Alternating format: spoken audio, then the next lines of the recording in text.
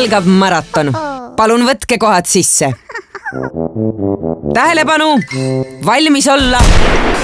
Kas on targem joosta kiiresti ja oma võimete piiril või joosta rahulikult? Kui Milvi jookseb kiiresti, siis see, mis tema lihasrakus toimub, on pisut erinev sellest, mis toimub Tauno sees. Mida rohkem tööd rakk peab tegema, seda rohkem energiat vaja läheb.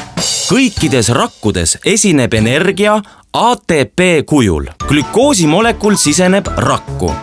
Selleks, et see energiaks muuta, asuvad tegevusse 2 ATP-d. Nende abil saab ühest glükoosimolekulist 4 ATP-d. Oi, püruvaat jääb üle.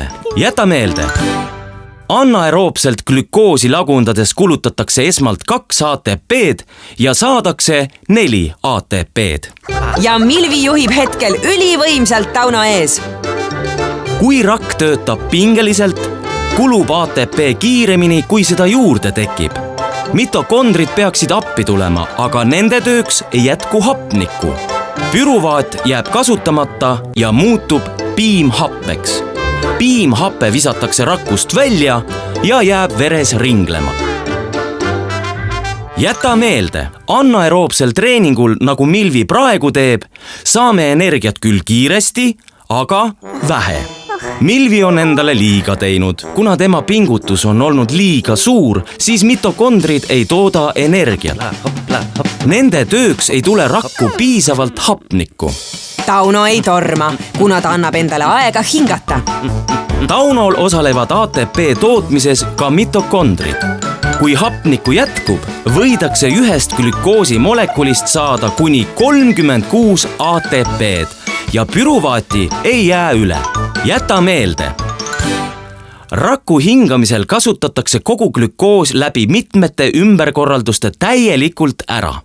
Tauno mõõdukas tempo tagab aeroopse glükoosi lagundamise ning see tähendab, et mitokondrites hapniku osalusel saame ühest glükoosimolekulist palju energiat.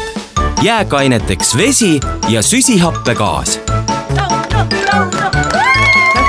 Ja võitja on Tauno! Hurraa! Ja mis me võime siis tõdeda?